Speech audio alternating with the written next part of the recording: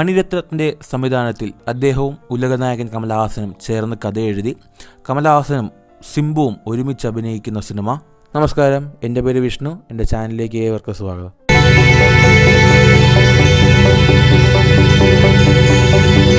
Thug life എന്ന സിനിമയുടെ trailer റിലീസായിരിക്കണം. ഇതിൽ കണ്ടു കാണുമെന്ന് പ്രതീക്ഷിക്കുന്നു. സോ ഓഫ്കോഴ്സ് ഇന്ന് വന്നിരുന്ന ട്രെയിലറിനെ സംസാരിക്കാനാണ്. സോ ആ ട്രെയിലറിനെ കുറിച്ച് എൻ്റെ ഒപ്പീനിയനാണ് പറയാൻ പോകുന്നത്. നിങ്ങളുടെ അഭിപ്രായങ്ങൾ തീർച്ചയായിട്ടും താഴെ കമൻറ്റ് ചെയ്യാം. First of all, thug life Mani Ratnam Kamal Haasan 38 വർഷങ്ങൾക്ക് ശേഷം ഒന്നിക്കുന്ന ഒരു സിനിമയാണ്. ആൻഡ് ഇന്ത്യൻ സിനിമയുടെ തന്നെ 2 ലെജൻഡറി ആയിട്ടുള്ള ഡയറക്ടറാണ്. മറ്റൊരാൾ നായകനാണ്, ഡയറക്ടറാണ്, സ്ക്രിപ്റ്റ് റൈറ്ററാണ്, പാട്ട് എഴുതും, പ്രൊഡ്യൂസ് ചെയ്യും, അങ്ങനെ സിനിമയിലെ എല്ലാ കാര്യങ്ങളും ചെയ്തൊരു വ്യക്തിയാണ് അദ്ദേഹം, കമലഹാസൻ. അപ്പോൾ ഇവർ തമ്മിൽ ഒന്നിക്കുന്ന ഒരു സിനിമ 38 വർഷങ്ങൾക്ക് ശേഷം അവരാദ്യം ഒന്നിക്കുന്ന സിനിമ നോക്കുകയാണെങ്കിൽ ഇന്ത്യൻ സിനിമയുടെ തന്നെ ഒരു കൾട്ട് ക്ലാസിക് സിനിമയാണ് നായകൻ. ഇന്നും ഒരു ഗാങ്സ്റ്റർ സിനിമയ്ക്കുള്ള ഒരു ഗോഡ് ഫാദർ, ഇന്ത്യൻ സിനിമയുടെ ഒരു ഗോഡ് ഫാദർ എന്ന നിലയിൽ കരുതപ്പെടുന്ന ഒരു സിനിമയാണ് നായകൻ. അപ്പോൾ അതുപോലൊരു കോംബോ വീണ്ടും 38 വർഷങ്ങൾക്ക് ശേഷം ഒന്നിക്കുന്നു എന്ന് പറയുന്നത് സിനിമ കാണുന്നവർക്ക്, അല്ലെങ്കിൽ സിനിമ എന്തൂസിയാസ്റ്റിനൊക്കെ വളരെ വലിയൊരു കാര്യം തന്നെയാണ്. അതുപോലെ തന്നെ സിനിമയ്ക്കകത്ത് ചിമ്പു ഒരു പ്രധാന വേഷത്തിലെത്തുന്നുണ്ട്. കമലഹാസൻ്റെ രംഗറായ ശക്തിവേൽ നായ്ക്കർ എന്ന കഥാപാത്രത്തിൻ്റെ വളർത്തുമകനായിട്ട് STR ചിമ്പു ഒരു വേഷം ചെയ്യുന്നുണ്ട്. അഫ്കോഴ്സ് നിങ്ങൾക്ക് പലർക്കും അറിയായിരിക്കും, നമ്മുടെ ദുൽഖർ സൽമാൻ ചെയ്യേണ്ടിയിരുന്ന ഒരു റോളായിരുന്നു. ചില കാരണങ്ങളാൽ അദ്ദേഹത്തിന് ചെയ്യാൻ കഴിഞ്ഞിട്ടില്ല. ഹ്യൂജ് സ്റ്റാർ കാസ്റ്റാണ് സിനിമയിൽ അണിനിരക്കുന്നത്. നോക്കുകയാണെങ്കിൽ കമലഹാസൻ, STRന് പുറമെ ഐശ്വര്യലക്ഷ്മി, ജോജു ജോർജ്, നാസർ, തൃഷ പോലുള്ള കഥാപാത്രങ്ങളും ട്രെയിലറിൽ വരുന്നുണ്ട്. ഒരുപാട് സർപ്രൈസിംഗ് ആയിട്ടുള്ള കാര്യങ്ങളും ട്രെയിലറിൽ കാണിക്കാൻ ശ്രമിച്ചിട്ടുണ്ട്. ഫസ്റ്റ് ഓഫ് ഓൾ, ഈ സിനിമ നോക്കുകയാണെങ്കിൽ ഒരു അച്ഛനും അതുപോലെ തന്നെ അദ്ദേഹം എടുത്തു വളർത്തുന്ന മകനും തമ്മിലുള്ള ഒരു ബോണ്ടിൻ്റെ കഥയായിരിക്കും പറയാൻ തോന്നുന്നു. അതുപോലെ തന്നെ ഇവർക്ക് തമ്മിലുള്ള ഒരു വാറും സിനിമ ട്രെയിലറിൻ്റെ എൻഡിലോട്ട് വരുമ്പോൾ കാണുന്നുണ്ട്.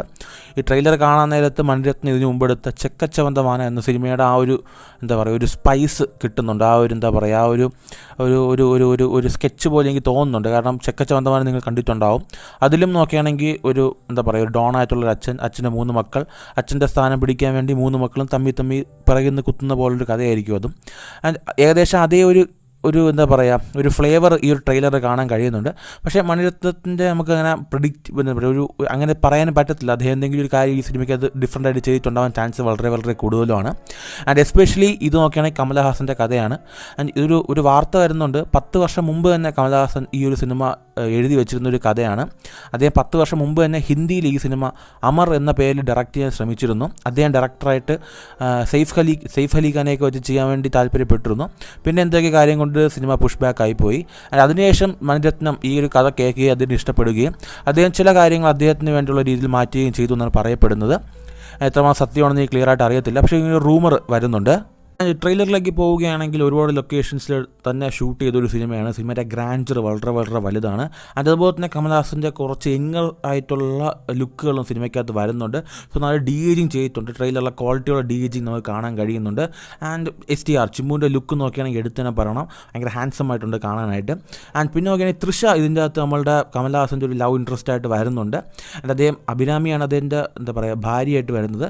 സോ ഈ സിനിമ നോക്കുകയാണെങ്കിൽ ബേസിക്കലി ഇതേപോലൊരു ചെക്കച്ചവന്തമാനം എന്ന സിനിമയ്ക്കകത്തും കാണിച്ചിട്ടുണ്ടാവും. സോ ഈ സിനിമ എന്തിനു നോക്കിയാണ് പോകുന്നത് അറിയത്തില്ല. ബേസിക്കലി നോക്കുകയാണെങ്കിൽ രംഗറായ ശക്തിവേൽ നായ്ക്കർ എന്ന് പറയുന്ന ഒരു വലിയ ഡോൺ ഉണ്ട്. അദ്ദേഹത്തിൻ്റെ പൊസിഷന് വേണ്ടി പലരും ഫൈറ്റ് ചെയ്യുന്നുമുണ്ട്. നോക്കുകയാണെങ്കിൽ നാസർ, ജോജു ജോൾ പോലെ കഥാപാത്രങ്ങളെല്ലാം തന്നെ അദ്ദേഹത്തിൻ്റെ ഒരു പൊസിഷന് വേണ്ടി ഫൈറ്റ് ചെയ്യുന്ന കഥാപാത്രങ്ങളാണ്.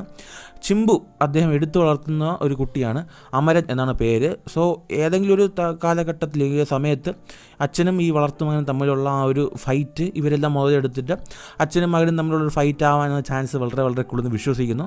മേ ബി ക്ലൈമാക്സിലൊക്കെ ട്വിസ്റ്റ് ആയിരിക്കാമെന്ന് പറയാൻ ചാൻസ് വളരെ കൂടുതലാണ്.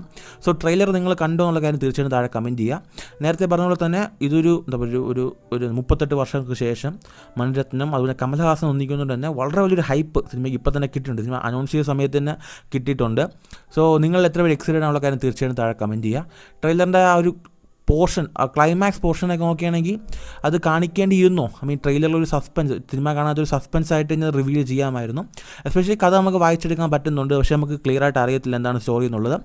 നിങ്ങളുടെ അഭിപ്രായങ്ങൾ താഴെ കമൻറ്റ് ചെയ്ത് പ്രതീക്ഷിക്കുന്നു. മറ്റൊരു ദിവസം മറ്റൊരു കാണാം. അതുവരേക്കും ബൈ.